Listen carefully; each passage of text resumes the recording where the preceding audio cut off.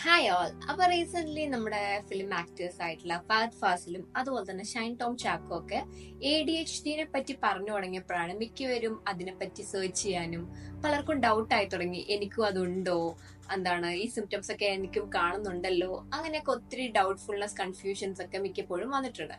അപ്പോ ഇന്നത്തെ ഈ വീഡിയോയില് എന്താണ് ADHD, അതിന്റെ സിംറ്റംസ്, അതുപോലെ തന്നെ എങ്ങനെ നമുക്ക് സൈക്കോളജിക്കലി അതിനെ ട്രീറ്റ് ചെയ്യാം എന്നൊക്കെയാണ് പറയുന്നത്.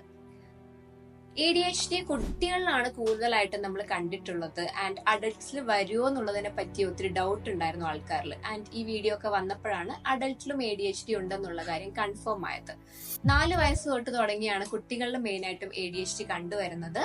കുട്ടികളിലാണെങ്കിൽ ഇൻഅറ്റൻഷൻ, അതുപോലെ തന്നെ ഹൈപ്പർ ആക്ടിവിറ്റി, ഇമ്പൾസിവിറ്റി, ഇതൊക്കെയാണ് മെയിൻ ആയിട്ടുള്ള സിംറ്റംസ് ആയിട്ട് കാണിക്കുന്നത്.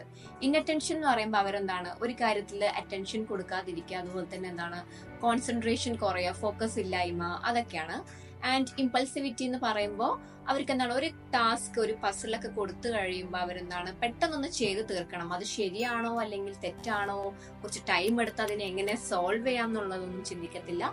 പെട്ടെന്ന് അവിടുന്ന് അവർക്ക് അതൊന്ന് ചെയ്ത് തീർക്കുക. എന്തെങ്കിലും കോൺവെർസേഷൻസ് ഒക്കെ വരുന്ന സമയത്ത് ഇൻക്ലൂഡ് ചെയ്ത് സംസാരിക്കുക, അവരുടെ ടേൺ എത്തുന്നതിന് മുന്നേ ഇൻക്ലൂഡ് ചെയ്ത് സംസാരിക്കാൻ നോക്കുക, അതൊക്കെയാണ്.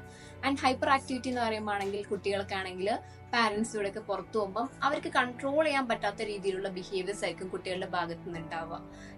അഡൾട്ടിന്റെ കേസിൽ വരുവാണെങ്കിലും സിംറ്റംസിൽ ഈ പറഞ്ഞ ഇൻഅറ്റൻഷൻ, ഹൈപ്പർ ആക്ടിവിറ്റി, ഇമ്പൾസിവിറ്റി, ഇതൊക്കെ കൂടാതെ മൂഡ് സ്വിങ്സ് ഭയങ്കരമായിട്ടുണ്ടാവും. ആൻഡ് അവർക്ക് ചിലപ്പോൾ ഡിപ്രഷനിലേക്കൊക്കെ ലീഡ് ചെയ്യുന്ന രീതിയിലുള്ള സിംറ്റംസും കണ്ടിട്ടുണ്ട്. ആൻഡ് ഇതിനെ എങ്ങനെയൊക്കെ ട്രീറ്റ് ചെയ്യാൻ ചോദിക്കുവാണെങ്കിൽ നമുക്ക് ഒത്തിരി ട്രീറ്റ്മെന്റ് മെത്തേഡ്സ് ഉണ്ട്. ഒത്തിരി വേഴ്സ് ആവുകയാണെങ്കിൽ നമുക്ക് മെഡിക്കേഷൻസ് ആണ്, സൈക്കാട്രിസ്റ്റ് ത്രൂ മെഡിക്കേഷൻസ് എടുക്കുകയാണ് ബെറ്റർ. അല്ലാതെ നമുക്ക് സൈക്കോളജിക്കലി ഇതിനെ കോഗ്നിറ്റീവ് ബിഹേവിയർ തെറാപ്പി, അതുപോലെ തന്നെ ബിഹേവിയർ തെറാപ്പി, കോഗ്നിറ്റീവ് തെറാപ്പി, ഇങ്ങനെയുള്ള മെത്തേഡ്സിലൂടെ ഒക്കെ നമുക്ക് ഇതിനെ ട്രീറ്റ് ചെയ്തെടുക്കാൻ പറ്റും. എല്ലാവരും അപ്പോ ഒത്തിരി ഡൗട്ട്ഫുൾ ആവാതെ, കൺഫ്യൂസ്ഡ് ആവാതെ, എന്താണ് സിംറ്റംസ് ഒക്കെ കറക്റ്റ് മനസ്സിലാക്കി അതിനെ ട്രീറ്റ് ചെയ്യാനായിട്ടുള്ള മെത്തേഡ്സ് എടുക്കാനായിട്ട് മാക്സിമം ട്രൈ ചെയ്യുക. Okay, see U.